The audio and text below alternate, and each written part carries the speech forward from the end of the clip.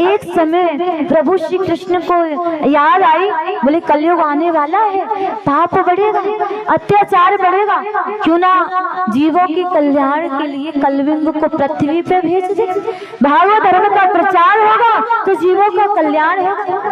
अब लाडली जी की आज्ञा के बिना, सहमति के बिना कन्हैया हमारे कुछ नहीं करते हैं। हाँ, तो किशोरी जी ये मन में हमारे विचार आ रहा है, आप यदि आज्ञा करें तो। बोले हाँ, बहुत सुंदर, बहुत अच्छा, जीवों का कल्याण होगा। दोनों ने आज्ञा दी और कलयुग हिमालय पर्वत पर आ गए, एक तोती के गर्भ में प्रवेश कर गए। प्रेम से बोलो राधे राधे राधे। इसी हिमालय पर्वत पर रहते हैं हमारे भोले बाबा और मैया पार्वती।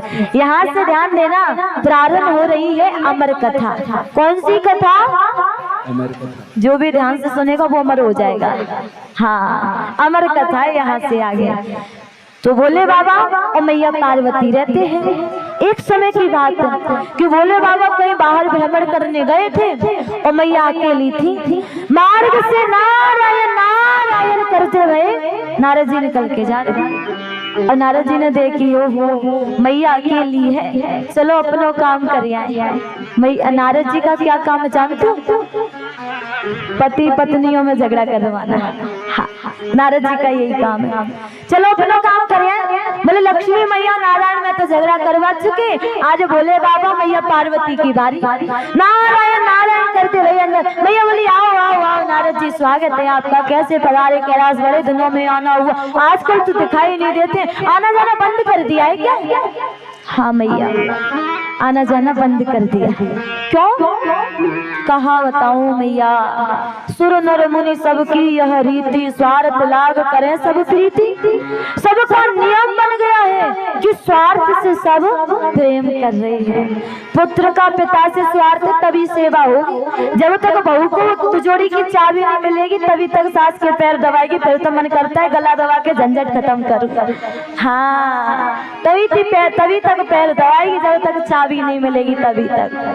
पति का पत्नी से स्वार्थ, पत्नी का पति से स्वार्थ, हर एक जीव यहाँ पर स्वार्थ लाग करे सब प्रीति, स्वार्थ से जुड़े हुए। और जिस समय स्वार्थ खत्म उस समय रिश्ते खत्म, जब तक स्वार्थ तब तक नाते चल रहे हैं। इसलिए मैया हमने दुआना जाना बंद कर दिया। लोगों के मन में कपट भरा हुआ है, छल भरा हुआ है, द्वेष भरा हुआ है। मैया बोली नारद जी आप सबके लिए तो कह रहे हैं, किंतु मेरे भोले बाबा के लिए मत कहना ऐसा। क्यों? क्योंकि मेरे बाबा बड़े अच्छे हैं, सब पे प्रेम की वर्षा करते हैं, सब पे प्रेम बरसाते हैं और सबसे ज्यादा हमसे। हाँ, बहुत प्रेम करते हैं हमसे। नारद जी बोले ये तो बहुत बढ़िया बात है मैया, आपसे प्रेम करते हैं और करना भी चाहिए। किंतु मैया एक बात बताइए, जहाँ पर प्रेम होता है वह कुछ भी छुपाया नहीं जाता। हाँ, एकदम सब क्लियर होता है। और जहाँ छुपाया जा रहा है समझ लीजिए वो प्रेम नहीं दिखावा है, केवल ढोंग रचे जा रहे हैं, प्रेम तो हो ही नहीं सकता है। जो आपसे सच्चा प्रेम करता है वो जीवन में कुछ भी नहीं छुपा पाएगा। मैया बोली मेरे बाबा भी कहाँ कुछ छुपाते हैं, गुरु मंत्र होता है जो कान में दिया जाता है, किसी को नहीं बताना चाहिए। भोले बाबा ने आके हमें बता दिया। लो जी, गुरु माला होती है, कितनी करी है, किसी को नहीं बतानी चाहिए, बाबा आके हमें बता देते हैं। नारद जी कुछ भी नहीं छुपाते, वो सब कुछ हमें बता देते हैं। मैया बोली बड़ी अच्छी बात है, बताना चाहिए। फिर तो मैया आपको वो वाली बात भी बताई होगी। कौन सी वाली? अरे भाई वाली। अरे कौन सी वाली? जो सबसे बड़ी है, भाई तो जरूर बताई होगी।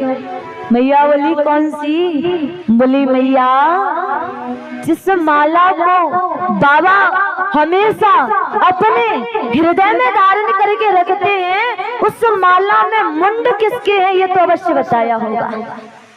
हो गया काम, भड़क गई। माताओं को भड़कने में ज्यादा समय थोड़ी ना लगता है, पड़ोसन जरा सी फूंक मार के जाए फिर तो अपने रोल सोल में आ जाती है वो तुरंत। हाँ अच्छा, इतनी बड़ी बात छुपाई, आने दो अभी पूछूंगी। नारद जी बोले हमें निकल जाने दो, बाद में करना जो करना है। हाँ, नारद जी वहां से मार्ग में भोले बाबा मिल गए। नारद जी बोले बाबा जल्दी जाइए, मैया बड़े जोर से याद कर रही है आपको। बाबा समझ गए हाँ जहाँ से आप आ रहे हो जरूर याद कर रही हो, कोई ना कोई गड़बड़ी।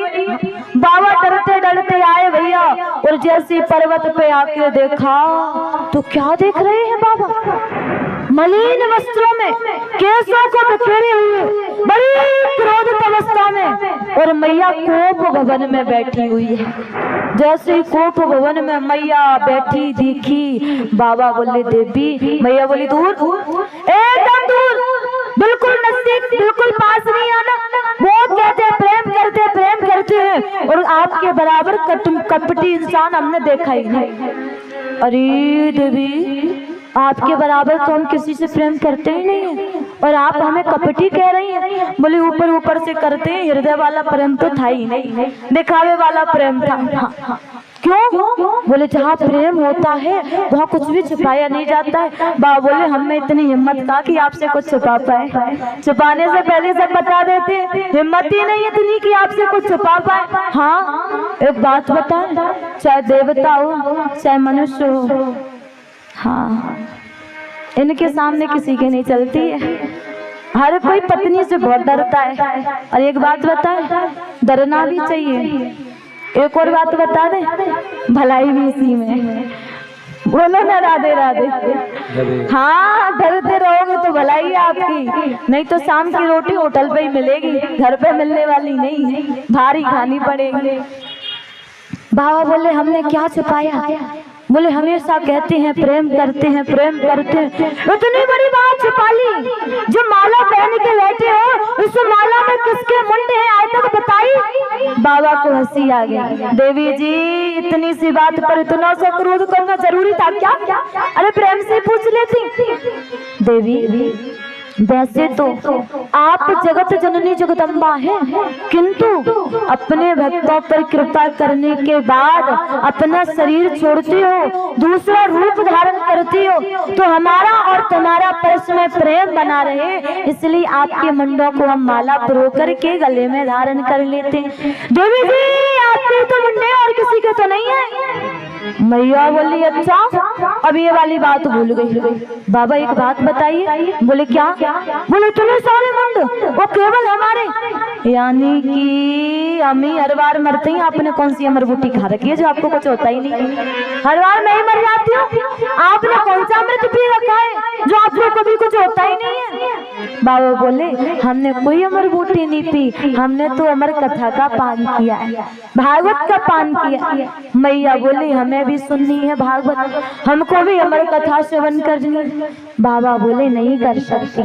भागवत कथा के नियम होते हैं देवी जी। भागवत कथा में एक वक्ता एक ही श्रोता हो, और वो एक इकलौता श्रोता सो जाए तो विघ्न आ जाती है, प्रलय हो जाएगी, सब कुछ नष्ट हो जाएगा। और एक वक्ता अनेक श्रोता हो, उन अनेकों में से दो चार बेचारे सो भी जाए तो कोई फर्क नहीं पड़ता, दो चार जाग के तो कथा सुन रहे हैं, घर में बाल बच्चे सोने नहीं देते, यहाँ बढ़िया नींद पूरी हो रही है। हाँ और वैसे भी एक बात बताएं, भागवत कथाओं में, मंदिरों में, भजनों में नींद बड़ी अच्छी आती है, बहुत अच्छी आती है। आपको गोली खा के भी वो नींद नहीं आएगी, वो बिना गोली के भागवत कथा में आ जाती है, इतनी अच्छी नींद आती है। हाँ हमको सुननी है। मैया हट पकड़ के बैठ गई, कथा सुननी है, कथा सुननी है। बाबा बोले कैसे सुनाए? बोले हम हर एक प्रसंग में, हर एक स्कंद के विराम में ओम ओम बोलती रहेंगी, परंतु कथा सुनेंगी, ताकि आपको लगे कि मैं जाग रही हूँ, पर कथा सुनूंगी। बोले बाबा को भी इस हट के सामने झुकना पड़ा। दुनिया में 3 हट बड़ी खतरनाक होती हैं, जानते हो आप? हाँ माता पहले ही मुस्कुरा देती हैं इस बात पे। 3 हट बड़ी खतरनाक है। कौन कौन सी पता है? पहली होती है बाल हट।